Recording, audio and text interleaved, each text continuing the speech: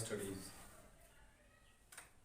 We have already discussed culpable homicide not amounting to murder under section 299 IPC. Before discussing murder under section 300 IPC, we will recap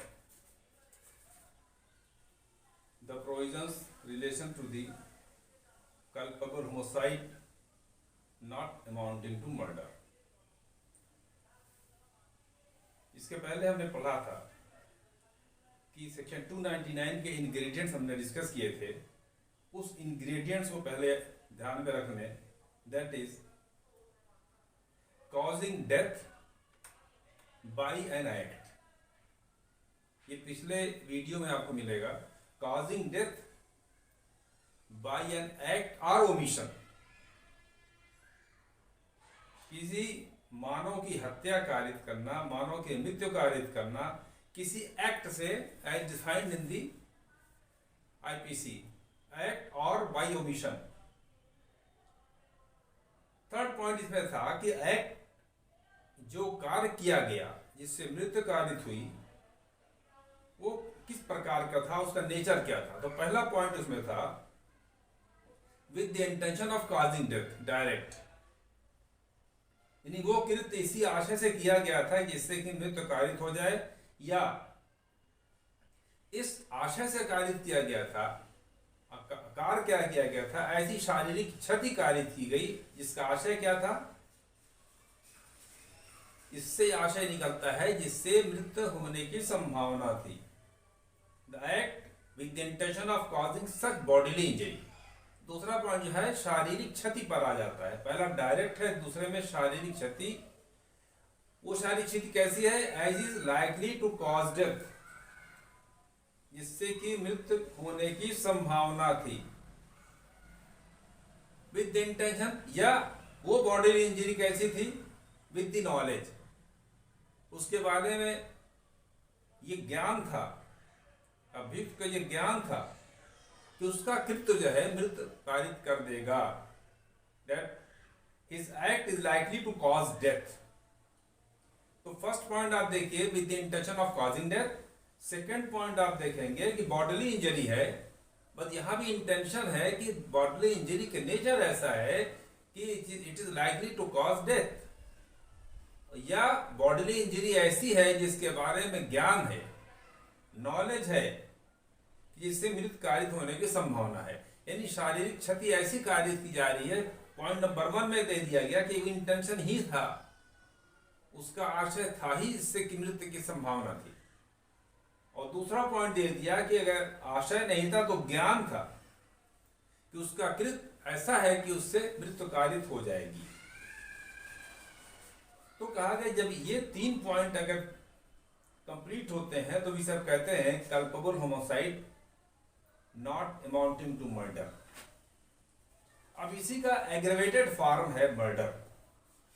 what type of culpable homicide is murder.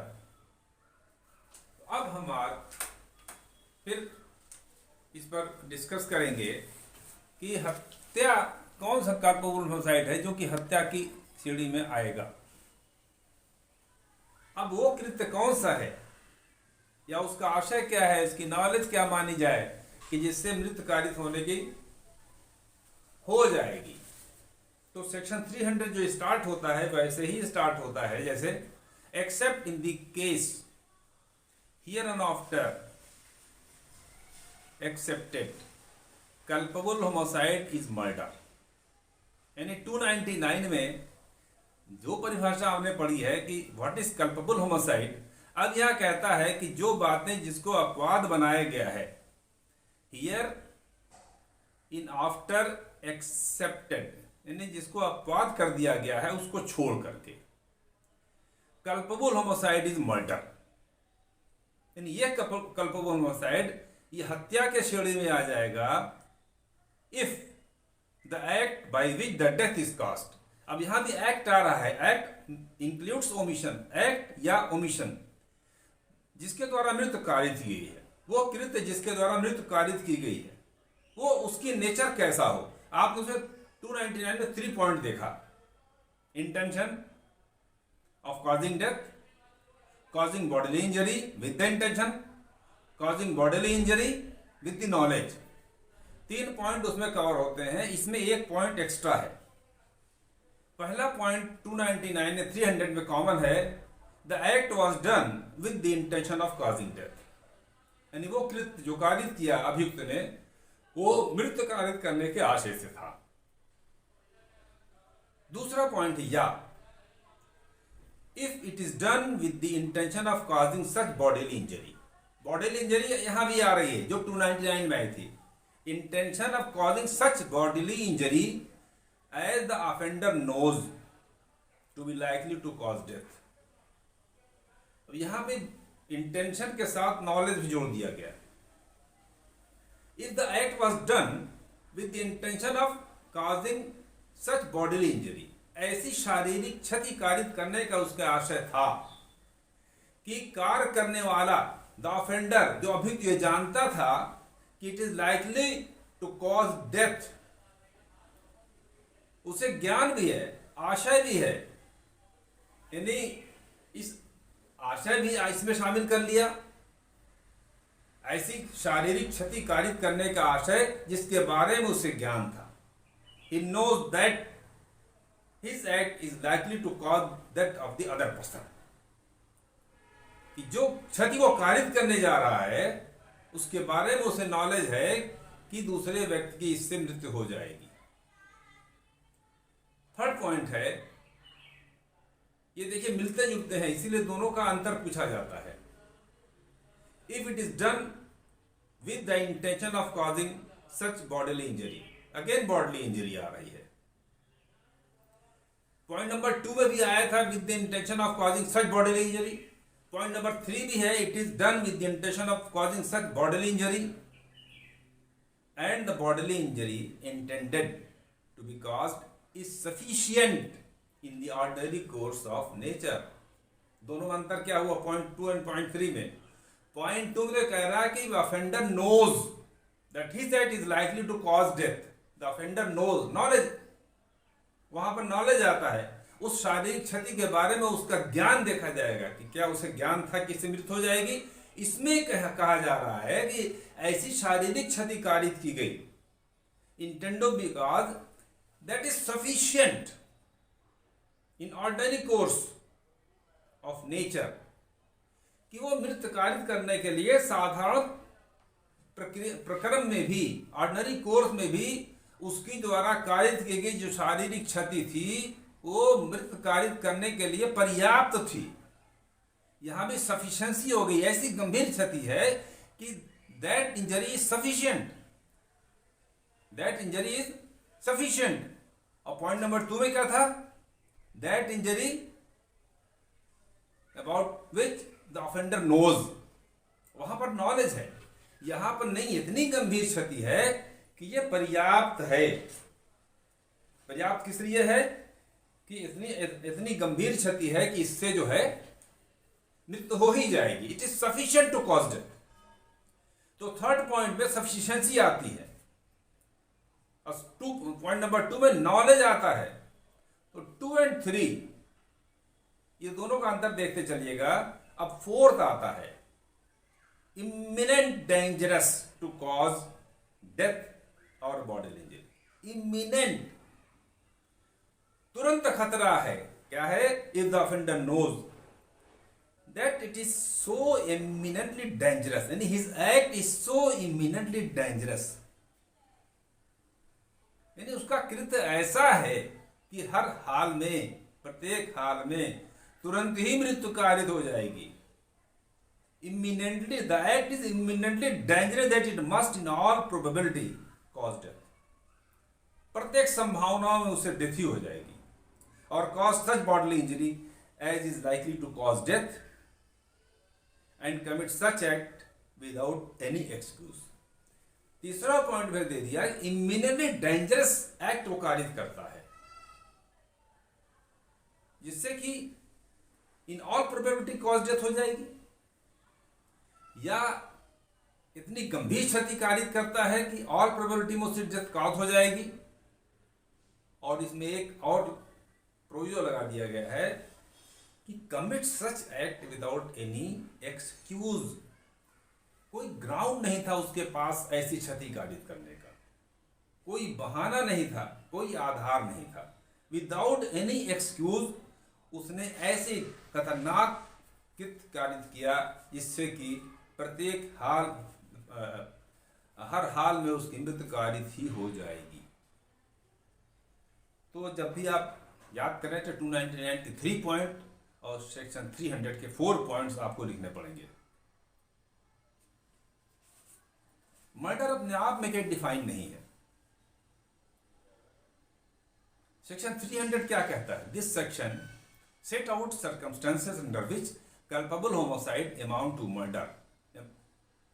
Any culpable homicide under which circumstances becomes murder. Section 300 बताता है कि ये culpable homicide कब हत्या में बदल जाएगा। Therefore, murder is an aggravated form of culpable homicide. Every murder is culpable homicide. Every murder is culpable homicide. And the aggravated form of culpable homicide is murder. तो culpable homicide is a genus. मूल क्या है? Genus क्या है? culpable homicide is a genus and murder is its species. Murder तो उसकी प्रजातियां है, एक प्रजाति है, लेकिन मूल अपराध क्या है? culpable homicide. Therefore, culpable homicide is genus and the murder is its species. The state versus R. Punaiya. State versus R. Punaiya में क्या होल्ड किया? That the existence of 4 conditions in section 300 form culpable homicide into murder. State versus R. Punaiya में कहा गया कि ये जो चारों तत्व हैं सेक्शन 300 के, all the 4 conditions in section 300 turns A culpable homicide into A murder. यानी हम टेस्ट करेंगे कि क्या ये 4 एलिमेंट्स मौजूद हैं। अगर ये 4 एलिमेंट्स मौजूद हैं किसी हत्या में तो वो सेक्शन 300 में आएंगे। अगर ये 4 एलिमेंट मौजूद नहीं है तो वो फिर कल्पेबल होमिसाइड होगा, क्योंकि उसका पनिशमेंट कम है। Culpable homicide not amounting to murder and culpable homicide amounting to murder. दूसरा केस है R versus Govinda.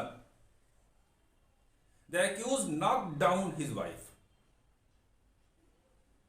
put his knee on his chest and gave violent blows on her face and she died consequently. अपनी पत्नी को उसने पटक दिया, उसके सीने पर अपना घुटना रख करके उसने मुट्ठी से उसके मुंह पर ब्लोज दिया, के मुक्के मारे, अब परिणाम स्वरूप शी डाइड। अब यहां देखना है क्या नाक पर मुंह पर मुक्के मारने से प्रत्येक हाल में ये ऐसी बॉडीली इंजरी है कि in all circumstances, in all probability it will cause death और not. The court held that there being no intention to cause death. पहली पॉइंट यह आया कि अक्यूज का आशय मृत्यु कारित करना नहीं था, and the bodily injury was not sufficient to cause death. और जो शारीरिक क्षति उसने पहुंचाई थी वो प्रकृति के सामान्य अनुक्रम में, यानी ऑर्डिनरी कोर्स ऑफ बिजनेस में वो सफिशिएंट नहीं थी। It was not sufficient to cause death. दूसरा पॉइंट कोर्ट ने हेल्ड कर दिया, it was not sufficient in the ordinary course of nature. Therefore it was held that the offence committed was culpable homicide, not a murder. ये facts and circumstances पे ही court तय करेगी कि nature of the injury क्या थी। अब इन दोनों का अंतर देख लें। 299 300। 299 point number 1, a person commits culpable homicide if the act by which death is caused is caused with the intention of causing death, with the intention of causing death। यही point यहां पर है। कि subject to certain exceptions, culpable homicide is murder if the act is done with the intention of causing death. अब दोनों में word आया है causing death.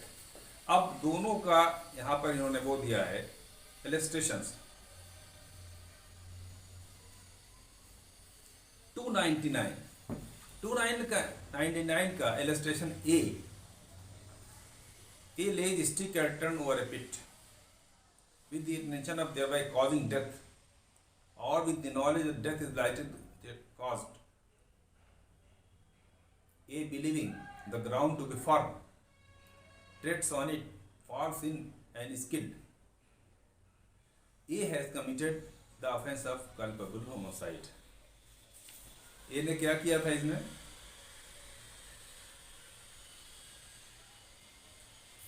ए के बारे में क्या आ रहा है कि उसने एक गड्ढे पर कुछ ऐसे सामान डाल दिए जिससे कि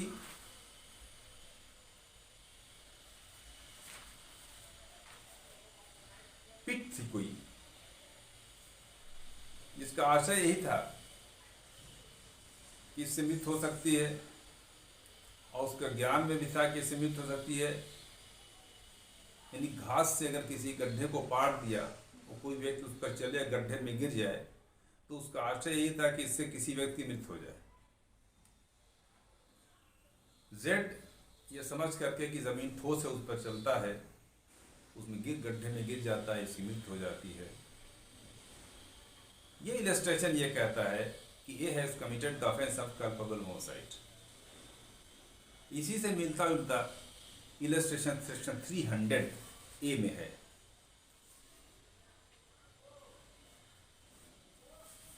section 300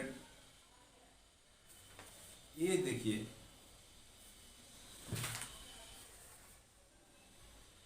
A shoots Z with the intention of killing him. Z dies. A commits murder. दोनों में क्या अंतर है? वहां पर तो उसने गड्ढा था, गड्ढे पर खरपतवार डाल दिया और उसका आशा था कि कोई चलेगा तो मर जाएगा या गड्ढे में गिर के मर सकता है, उसको इसकी नॉलेज थी। यहाँ पर क्या कह रहा है? यहाँ इलस्ट्रेशन ये कह रहा है A shoots Z, गोली मार देता है Z को। नेचुरल कॉन्सिक्वेंस क्या होगा? Death.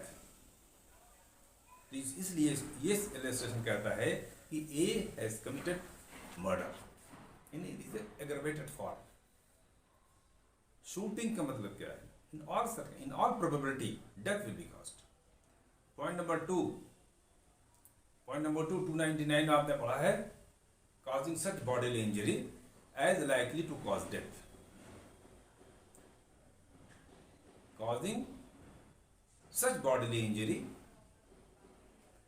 as is likely to cause death। देखिए इसमें इलस्ट्रेशन 2 क्या है? इलस्ट्रेशन 2 क्या कह रहा है? 2 क्या कहता है? 2 ये कह रहा है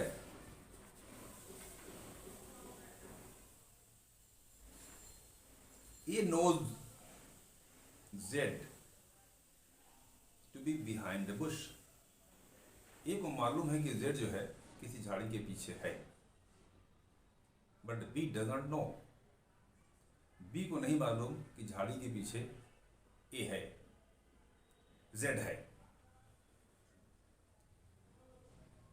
Now B induces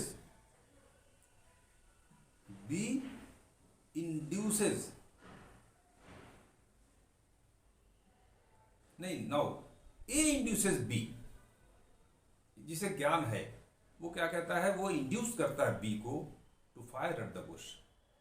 ये जानते हुए कि उस झाड़ी के पीछे जेड है, वो बी से गोली चलाने को उसे प्रेरित करता है। B fires and kills Z. B ने गोली चला दी, जेड की डेथ हो गई। Now what are the liabilities of A and B? Here, B may be guilty of no offense। हो सकता है नो ऑफेंस हो, उससे तो कोई इंटेंशन नहीं, उसे नहीं मालूम कि पीछे जेड है इस झाड़ी के पीछे, तो झाड़ी पर गोली चलाना कोई ऑफेंस नहीं है। Now but A has committed the offence of culpable homicide. उस झाड़ी पर गोली चलवाने का कार्य जो किया था, जो इंड्यूसमेंट किया था, वो ए ने किया था। Therefore A has committed culpable homicide not amounting to murder. तो दोनों की लायबिलिटी अगर फिक्स करने का आएगा तो बी की लायबिलिटी क्या होगी? He may be guilty of no offence according to the evidence. Now illustration B देखिए, सेक्शन 300 का। सेक्शन 300 हमने कहा कॉजिंग सच बॉडीली इंजरी, यहां भी बॉडीली इंजरी है, बट हियर क्या है? Offender knows it is likely to cause death. Offender को नॉलेज है कि इससे मृत्यु हो जाएगी।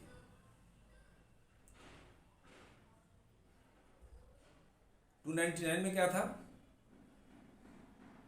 Likely to cause death. Bodily injury nature क्या है? Likely to cause death. यहां क्या है? Bodily injury about which offender knows. Offender knows that the injuries will cause death of that person। Injury का नेचर ऐसा है कि इसके बारे में ज्ञान ऑफेंडर को कि इससे उसकी मृत्यु हो जाएगी। इसका भी इलस्ट्रेशन साथ में दिया है, इलस्ट्रेशन भी ऑफ सेक्शन 300। सेक्शन 300 के इलस्ट्रेशन देखते हैं। इलस्ट्रेशन बी कि का ये जानते हुए कि या ऐसे रोग से ग्रस्त है कि एक प्रहार से उसकी मृत्यु कारित हो सकती है, तो उस पर शारीरिक क्षति कारित करने के आशय से उस पर हमला करता है या उस प्रहार के परिणाम स्वरूप मर जाता है। यहां पर का हत्या का दोषी है। हो सकता हो कि उसने जो क्षति पहुंचाई हो वो कोई फिट पर्सन, कोई जो व्यक्ति बीमार नहीं है, उसकी मृत्यु उससे न कारित हो, लेकिन वहां वो जान रहा था। ये knows that the Z is laboring under such a disease that a blow is likely to cause it। एक भी हमला कर दिया जाए उसकी किसी ऐसी जगह पर, एक लाठी भी मार दिया जाए तो मर जाएगा। सामान्य ऑर्डिनरी कोर्स ऑफ नेचर में एक लाठी से कोई नहीं मरेगा, लेकिन वो जानता है कि इसकी कोई कमजोरी ऐसी है, इसको कोई बीमारी है, उसे कोई समस्या है कि अगर उस पर हमला एक ऐसा किया जाए तो उससे उसकी डेथ हो जाएगी।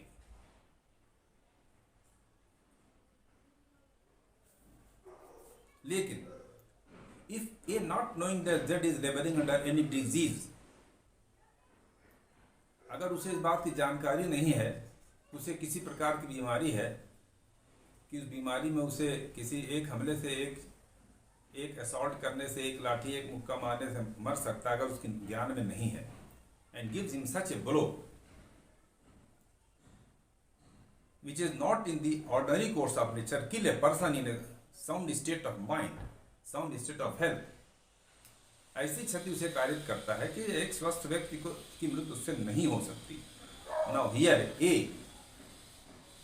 इज नॉट गिल्टी, क्योंकि उसे ज्ञान में नहीं है, उसे उसकी बीमारी का कोई जानकारी नहीं है, तो ऐसी स्थिति में ये जो है मर्डर का दोषी नहीं होगा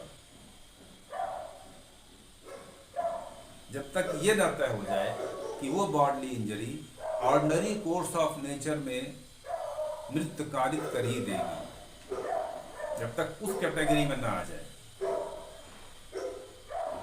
तो ये हो गया with the intention of causing such bodily injury when the offender knows that such injury will cause death। offender knows, अगर offender जानता है तब उसको एक किसी ऐसे बीमार व्यक्ति को एक लाठी मारेगा और तो उसकी हत्या का दोषी होगा, इफ नोज। इसी में तीसरा पॉइंट है intention of causing bodily injury to a person and the injury intended to be caused. पहले में नॉलेज है, यहां पर पर्याप्तता है, सफिशिएंसी है the injury cause is sufficient in the ordinary course of nature to cause death. Sufficient है, it is sufficient in the ordinary course of nature to cause death. देखिए सेक्शन 300 का इलस्ट्रेशन सी। ए, इंटेंशनली साशय gives Z a sword cut, तलवार या लाठी से ऐसा घाव कारित करता है। और a club wound sufficient to cause the death of a man in the ordinary course of nature. A साशय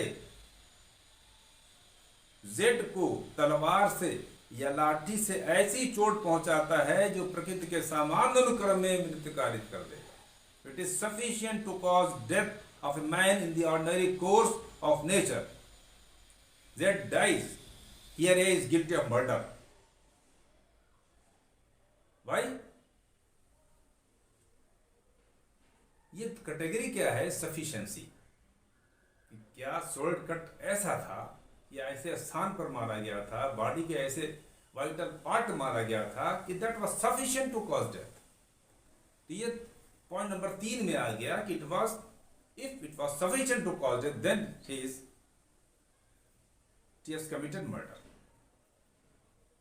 चौथे में देख लिए,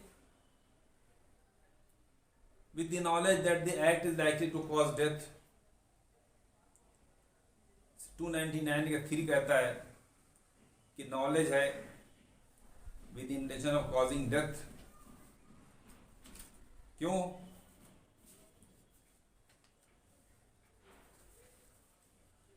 ही is like to cause death. Knowledge, तीसरा पॉइंट जो लिया है 299 ने, उसने नॉलेज लिया है, causing such bodily injury with the knowledge. जैसे इसकी पॉइंट नंबर 2 में causing such bodily injury with the intention of causing death, with the intention। और bodily injury कैसी है? Death is likely to cause death। यहां पर क्या है? नॉलेज है, यानी causing bodily injury with the knowledge that his act is likely to cause death। He is with the knowledge that he is likely by such act to cause death। यहां पर भी कह दिया कि ये सेक्शन 299 में culpable homicide not amounting to murder है। अब यहां पे इलस्ट्रेशन सी भी दिया गया है। A, by shooting at a fowl with intention to kill and steal it. किसी चिड़िया को, किसी कबूतर को, फाकते को मारने के लिए और चुरा के लेके भाग जाने के लिए उस पर गोली चलाता है। और चिड़िया तो नहीं मरती बट किल्स बी, उसकी गोली जाके बी को लग जाती है, बी की डेथ हो जाती है। Who is behind the Bush? Bird जहां पर जिस झाड़ी में है वहां उसके पीछे बी बैठा था, उसको लग गई। ए को नॉलेज नहीं है कि उसके पीछे कोई व्यक्ति बैठा है। Although A was doing an unlawful act, इसमें मत फंसिएगा। The act was unlawful, but he was not guilty of culpable homicide, as he did not intend to kill B or to cause death by an act that he knew the act was likely to cause death। यहाँ पर उसे 299 में भी वो culpable homicide के लिए दोषी नहीं होगा, क्योंकि उसका आशय बी को मारने का नहीं था। पहली बात, पॉइंट नंबर 1 है कि उसे कोई इंटेंशन बी को मारने का नहीं था, और न ही उसने कोई ऐसी क्षति कारित, ऐसा इस आशय से उसने कोई क्षति कारित की, शारीरिक क्षति कारित की बी की, जिससे मृत्यु कारित होने की संभावना है। That was an accident. तो सेक्शन 300 में ये इलस्ट्रेशन है। अब सेक्शन 299 का ये इलस्ट्रेशन है। सेक्शन 300 का पॉइंट नंबर 4 है, जो ये कहता है कि इमिनेंटली डेंजरस एक्ट, यानी ऐसा डेंजरस एक्ट है that will in the all probabilities, यानी प्रत्येक संभावना है, जितनी भी संभावना देखी जाए, in all the probabilities it will cause death. यानी पहला तो कह दिया कि all probability it will cause death और cause such bodily injury as is likely to cause death, ये ऐसी गंभीर क्षति कारित कर देगा कि उससे मृत्यु हो जाएगी। एक तो डायरेक्ट डेथ कॉज हो जाएगी और दूसरा कहता नहीं ऐसी गंभीर इंजरी भी कारित हो सकती है जिससे कि उसकी मृत्यु हो जाएगी। उसका एक्ट इतना गंभीर प्रकृति का है, इमिनेंटली डेंजरस एक्ट है, और ऐसा एक्ट उसने विदाउट एनी एक्सक्यूज किया, विदाउट किसी आधार के उसने वो कार्य किया है जिससे कि दूसरे व्यक्ति की मृत्यु कारित हो ही जाएगी, प्रत्येक संभावना में मृत्यु कारित हो जाएगी।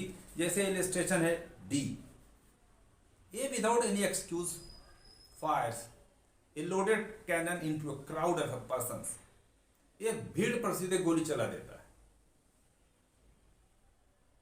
A is guilty of murder. If any person dies, no, A is guilty of murder.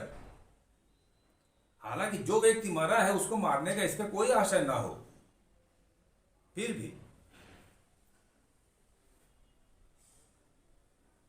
किसी पर्टिकुलर इन पर्सन को मारने की इसका कोई आशय नहीं था, लेकिन उसका एक्ट इतना इमिनेंटली डेंजरस था कि उससे मृत्यु कारित हो ही जाएगी। अब किसी की मृत्यु कारित हो तो सेक्शन 300 में वो आ जाएगा कि उसने हत्या कारित की, ही हैज कमिटेड मर्डर।